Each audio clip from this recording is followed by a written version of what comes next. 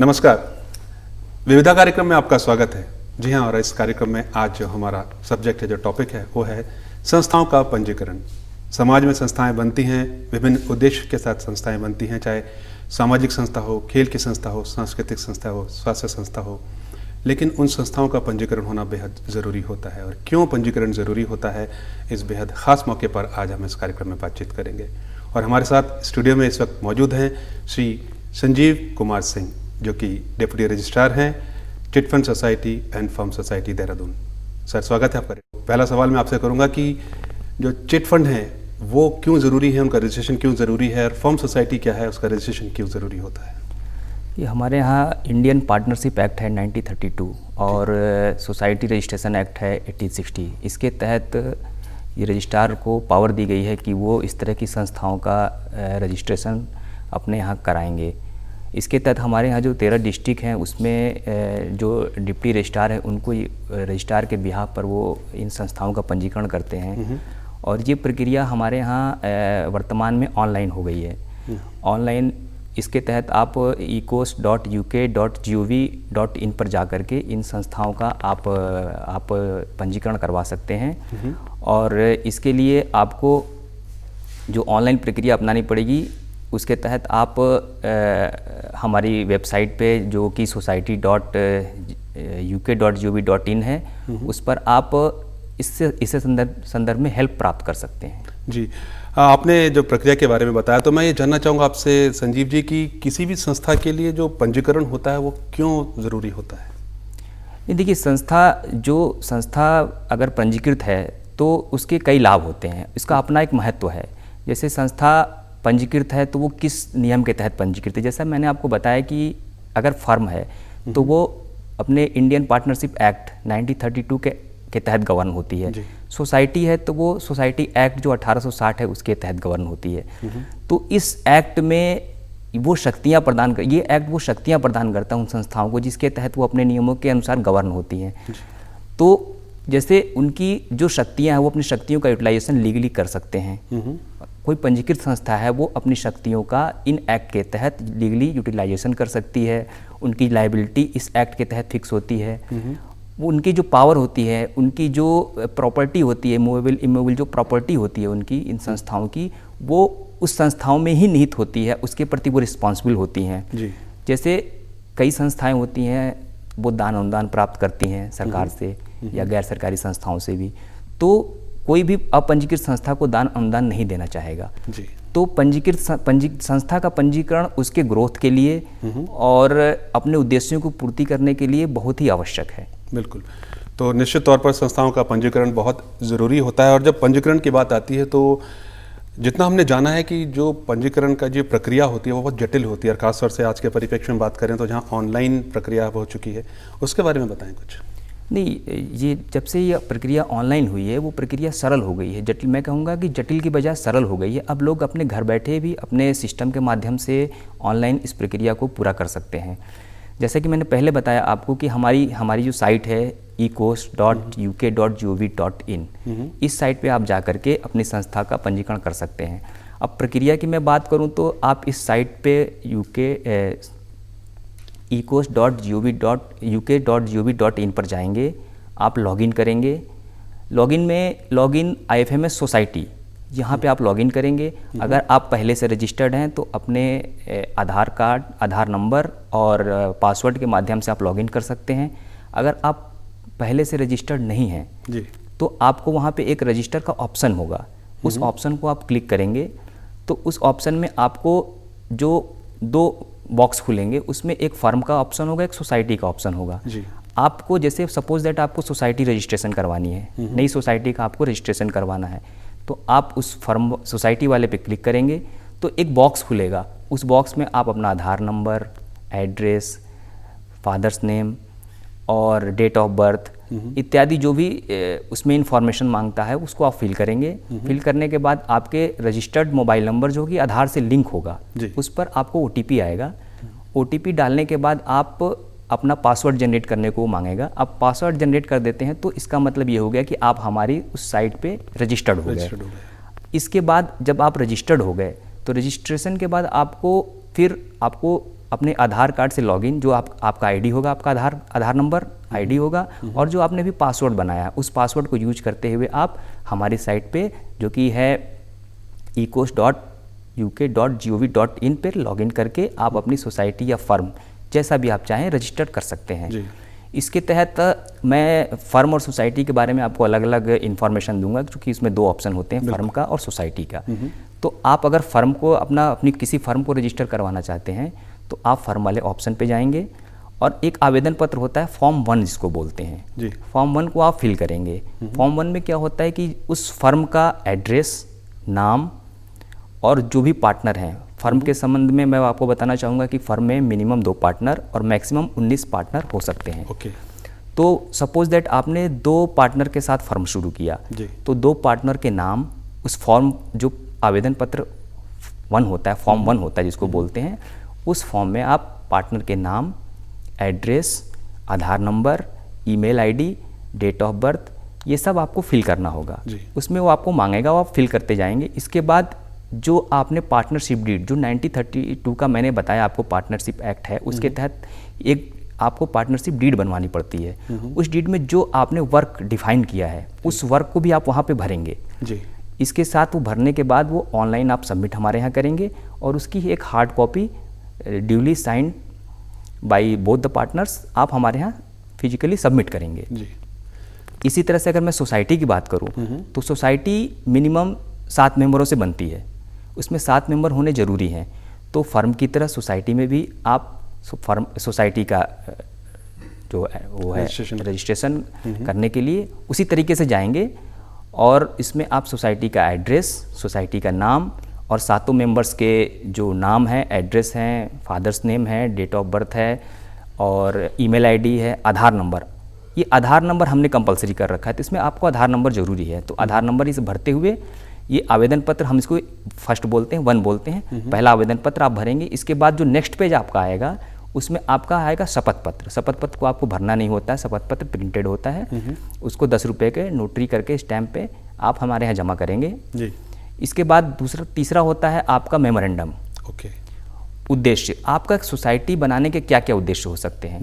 जैसे सोसाइटियाँ कई तरीके की होती हैं, एजुकेशनल सोसाइटी हुई, आपकी रेजिडेंशियल सोसाइटीज हुई, आपकी स्पोर्ट्स से संबंधित सोसाइटी हुई, कुछ सोसाइटियाँ गवर्नमेंट की भी होती हैं, कुछ रिलीजियस सोसाइटियाँ भी होती हैं। तो अलग अलग सोसाइटियों के अलग अलग उद्देश्य होते हैं। तो आपकी सोसाइटी, आप किस तरह की सोसाइटी बनाना चाहते हैं, उसके क्या क्या उद्देश्य हैं, उस उद्देश्य को आप उस मेमोरेंडम में भरेंगे। इसके बाद नेक्स्ट पेज आपका जो होगा वो होगा आपके बाईलॉज का, जिस बाईलॉज से आपकी सोसाइटी फ्यूचर में गवर्न होने वाली है, उस बाईलॉज को आप वहाँ पे डिफाइन करेंगे। इसके बाद नेक्स्ट पेज आता है आपका रिजोल्यूशन का प्रस्ताव। जी। तो प्रस्ताव आप भर के इसके बाद वो सारी ऑनलाइन कॉपियाँ आप सबमिट करेंगे और साइन करके उसकी फ़ोटोकॉपी आप जो कुछ जरूरी कागजात हैं उसके साथ आप हमारे यहाँ हार्ड कॉपी उसकी बाई पोस्ट या बाई हैंड जैसा भी आप उचित समझे हमारे यहाँ जाकर के जमा करेंगे हमारे ऑफिस में। बिल्कुल। तो ये जो आपने प्रक्रिया हमें समझाई, इसके अलावा भी एक बहुत इंपॉर्टेंट चीज़ में हो जाती है कि जो ज़रूरी कागजात होते हैं, जो डॉक्यूमेंट्स होते हैं, जी। वो किस तरह के इसमें चाहिए होते हैं रजिस्ट्रेशन करने के लिए? देखिए, जैसा मैंने बताया आपको कि ऑनलाइन प्रक्रिया में जो आपके जैसे आप भरते जाएंगे उस फॉर्म को, नेक्स्ट पेज पे बढ़ते जाएंगे, उसके साथ साथ जो जरूरी, वो तो डॉक्यूमेंट्स ज़रूरी हैं ही हैं, उसके साथ साथ जो जरूरी डॉक्यूमेंट्स हैं, अगर मैं फ़र्म की बात करूं तो फ़र्म के लिए आपको शपथ पत्र में आप 10 रुपये के शपथ पत्र में नोटरी करा करके जो शपथ पत्र हमारे यहाँ दाखिल करेंगे, उसमें आप ये बताएंगे कि हमने जो फॉर्म 1 भरा है वो हमारे नॉलेज में सत्य है, सही है, किसी चीज़ को छुपाया नहीं गया है। एक तो ये हो गया।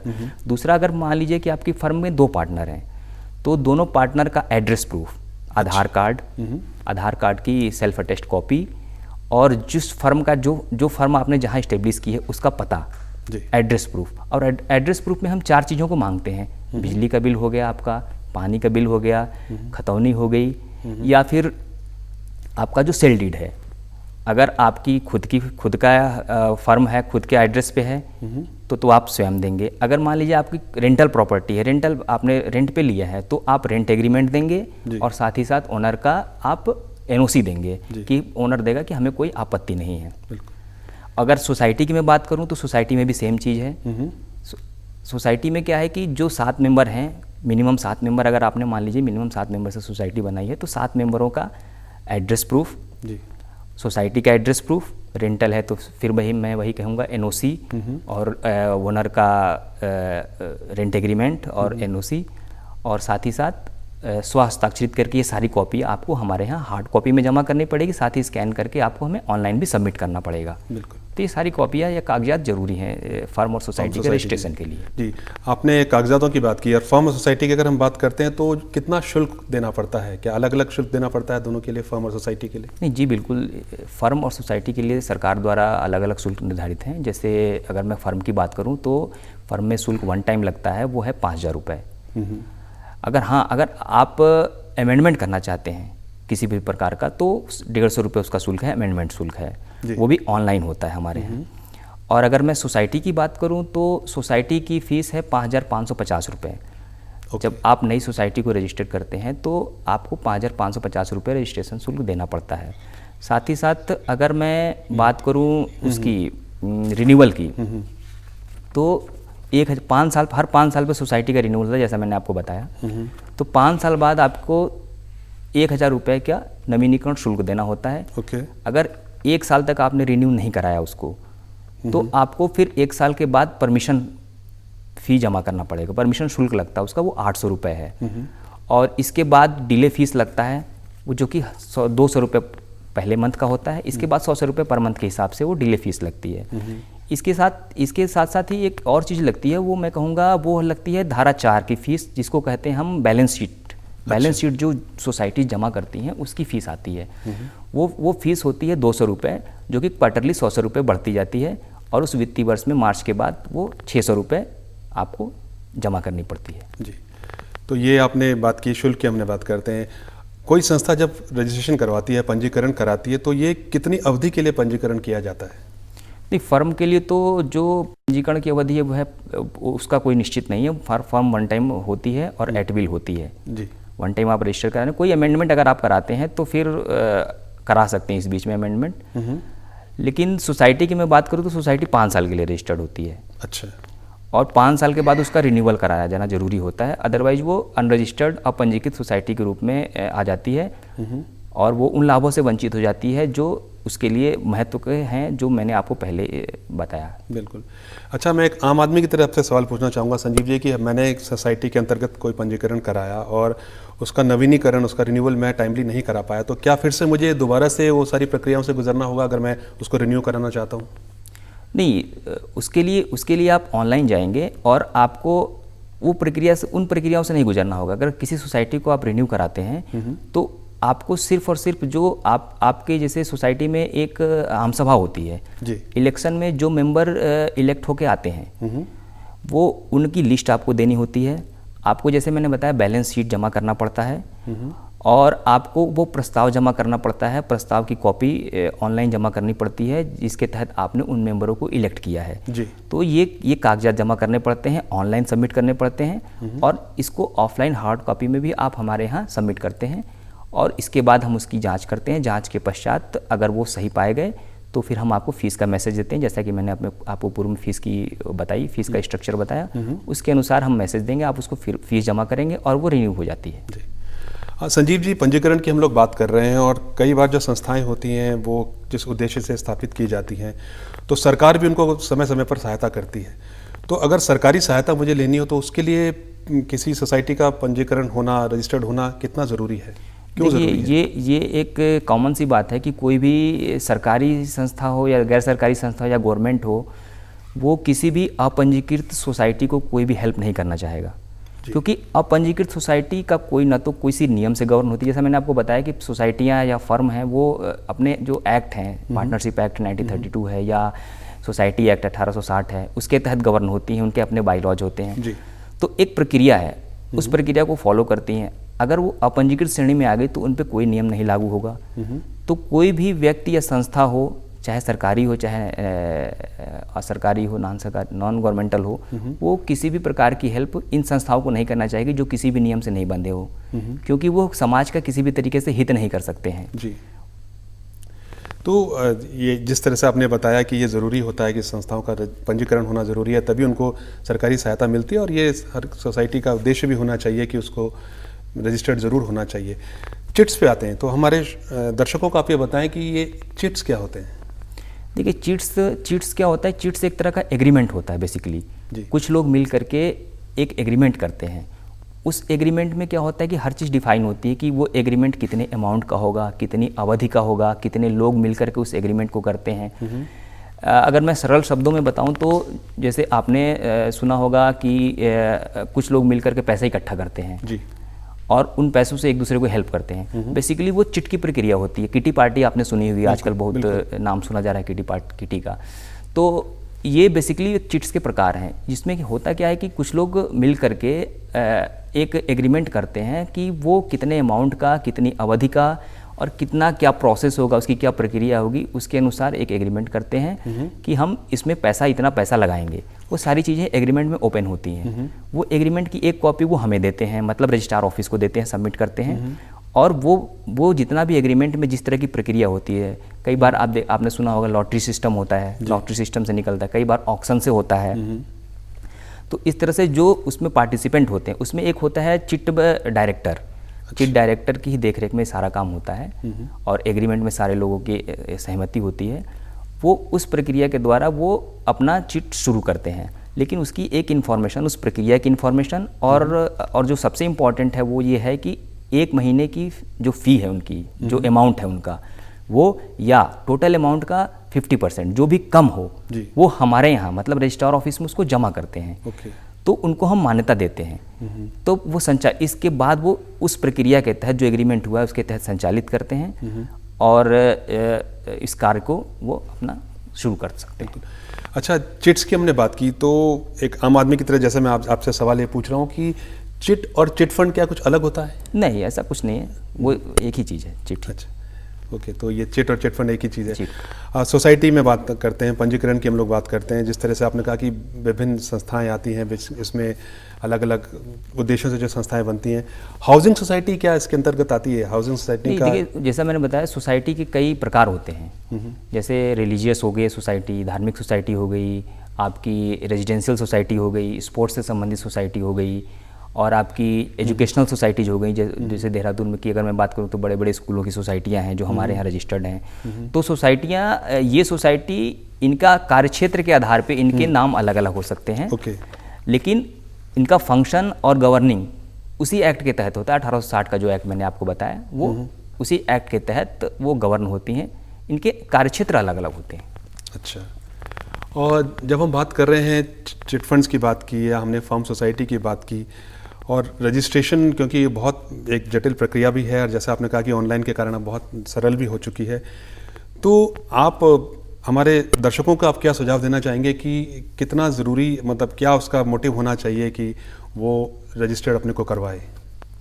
नहीं, अगर आप अच्छे उद्देश्य से किसी भी सोसाइटी को चलाना चाहते हैं या बिजनेस पर्पस से फर्म को इस्टेब्लिश करना चाहते हैं, तो देखिए, रजिस्ट्रेशन बहुत ही ज़रूरी है। बिना रजिस्ट्रेशन के अगर कोई भी कार्य आप करते हैं तो वो लीगल नहीं माना जाएगा। बिल्कुल। कोई भी संस्था, कोई चाहे वो सरकारी हो गैर सरकारी हो, आपको कोई हेल्प नहीं करेगी।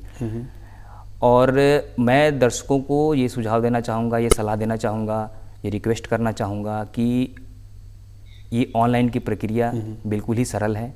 आप इसको जटिल कतई ना माने। आप हमारी जो साइट मैंने पहले बताया आपको, मैं फिर एक बार रिपीट करना चाहूँगा, ecoast.uk.gov.in पर जाएं और वहाँ पे आप अपनी संस्था का या फर्म का रजिस्ट्रेशन करवाएं। और कोई भी अगर इससे संबंधित कोई भी परेशानी आपको आती है तो हमारी ईमेल आईडी है, उसको आप कृपया नोट कर सकते हैं, regfscddn@gmail.com। ये हमारा जो ऑफिशियल ईमेल आईडी है, उस पर आप अपनी क्वेरी को हमारे यहाँ सेंड कर सकते हैं, उसमें पूछ सकते हैं।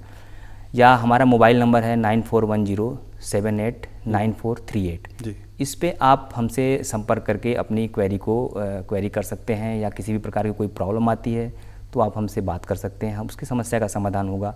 दूसरा, अगर ऑनलाइन में आपको किसी भी प्रकार की प्रॉब्लम आती है तो जैसे मैंने आपको पहले बताया, एक हमारा जो साइट है society.uk.gov.in, इसमें इस सारी ऑनलाइन प्रक्रिया जो हमारी बातें हो रही हैं उस सब की प्रक्रिया का वहाँ पे पूरा विवरण है। जैसे कि आप एक्ट क्या है, प्रोसेस क्या है, फीस कितनी है, ये सारी चीज़ें हमने वहाँ पे डाल रखी हैं। वहाँ पे आप जा कर के हेल्प ले सकते हैं ऑनलाइन फॉर्म फिल करने में। बिल्कुल। और संजीव जी, एक जो क्वेरी मेरे दिमाग में आ रही है वो मुझे ऐसा लग रहा है कि जब कोई कार्य हम लोग करते हैं, कोई लोग मिलकर के कोई कार्य करते हैं और बहुत शानदार वो कार्य करते हैं और उसके बाद उसका उद्देश्य भी उनको सफल होता नज़र आता है और फिर मॉनेटरी गेन्स भी उनको होने लगते हैं और समाज की सेवा भी उसमें होती है, लेकिन कई बार ऐसा पता चलता है कि जब एड लेने की बात आती है तो फिर संस्था रजिस्टर्ड नहीं है। लोगों ने बहुत शानदार काम किया है लेकिन उस ग्रुप को रजिस्टर्ड उन्होंने नहीं करवाया है। तो ऐसी स्थिति में क्या उनको कोई मॉनेटरी गेन्स हो सकते हैं, या अगर काम अच्छा है लेकिन वो किसी कारणवश रजिस्टर अपने को नहीं करवा पाते हैं? नहीं, अगर किसी कारणवश रजिस्टर नहीं करवा पाते हैं, सब दो चीज़ें होती हैं। अगर उन्होंने रजिस्ट्रेशन नहीं कराया तो नया रजिस्ट्रेशन करवा सकते हैं। अगर उनका रजिस्ट्रेशन पहले से हुआ, रिन्यूअल नहीं हुआ तो रिन्यूअल करा सकते हैं। सोसाइटी की मैं बात करूँ तो रही बात, अगर आप अनरजिस्टर्ड हैं, आप बहुत अच्छा काम कर रहे हैं बट आपको कोई मॉनेटरी बेनिफिट नहीं प्राप्त हो रहा है, कोई संस्था आपको हेल्प नहीं कर रही है, तो मैं अगेन वही बात कहूँगा जो मैंने आपको पहले दोहराई कि कोई भी अपंजीकृत संस्था को कोई भी अनुदान देना नहीं चाहेगा। उसका कारण ये है कि कोई भी संस्था अपंजीकृत है तो वो किस रूल से गवर्न होती है, क्या उसके बायलॉज हैं, क्या उसके उद्देश्य हैं, ये डिफाइन नहीं होते हैं क्योंकि वो पंजीकृत ही नहीं है। तो किस रूल एंड रेगुलेशन से वो गवर्न होगी। तो इस कारण से मेरा सबसे यही कहना है कि कृपया अपनी संस्था को जो भी उद्देश्य है आपका, उस उद्देश्य की प्रतिपूर्ति के लिए आप अपनी संस्था का रजिस्ट्रेशन जरूर करवाएं, ताकि वो फ्यूचर में आपके लिए भी होगा। वो संस्था का रजिस्ट्रेशन सिर्फ इसलिए नहीं कि रजिस्ट्रेशन करवाना होता, बल्कि वो आपकी लायबिलिटी फिक्स होती है, आपका अधिकार, आपकी प्रॉपर्टी, आपकी शक्तियों को वो डिफाइन करता है और क्लियर होता है। किसी प्रकार के वाद विवाद में अगर आप फंसते हैं कल के डेट में, तो आप उससे, अगर आप पंजीकृत हैं, रजिस्टर्ड हैं, तो आपको उसमें हेल्प मिलेगा। जैसे मैं बात करूं, अगर आपने रजिस्ट्रेशन सोसाइटी के बारे में बात की थी, तो मैं कहूँगा कि अगर कोई सोसाइटी रजिस्टर्ड है, रजिस्ट्रेशन सोसाइटी, उसका किसी बिल्डर से कोई प्रॉब्लम होती है सपोज दैट, तो मैं ये कहूँगा कि वो रेरा में जा सकता है। तो यहाँ पे वो पंजीकरण उसका काम आएगा। अगर वो रजिस्टर्ड सोसाइटी है तभी रेरा उसको इंटरटेन करेगा। अगर वो अपंजीकृत सोसाइटी है तो वो रेरा इसको इंटरटेन नहीं करेगा। तो मेरा यही कहना है कि आप अगर किसी भी क्षेत्र में आपकी सोसाइटी काम करती हो, चाहे वो रेजिडेंशियल हो, चाहे वो सोशल हो, एजुकेशनल हो, आप पंजीकरण के जो लाभ हैं उससे आप वंचित हो जाएंगे अगर आप पंजीकृत नहीं करवाएंगे अपने आप। बिल्कुल। तो बहुत महत्वपूर्ण बात आज हमारे दर्शकों ने जानी कि किसी भी संस्था का पंजीकरण बहुत ज़रूरी होता है। समाज के उत्थान के लिए, समाज के बेहतरी के लिए जो संस्थाएं बनती हैं वो बहुत शानदार कार्य करती हैं, लेकिन उनको एक रूल फॉलो करना है कि आपने को रजिस्टर्ड कराना है यदि वो भविष्य में लाभान्वित होना चाहते हैं। तो संस्थाओं के रजिस्ट्रेशन के बारे में, उनके पंजीकरण के बारे में आज हमने बात की संजीव कुमार सिंह से। आपका बहुत बहुत धन्यवाद हमसे बातचीत करने के लिए। नमस्कार। श्रोताओं, अगले अंक में एक नए विषय पर बात करेंगे। तब तक के लिए नमस्कार।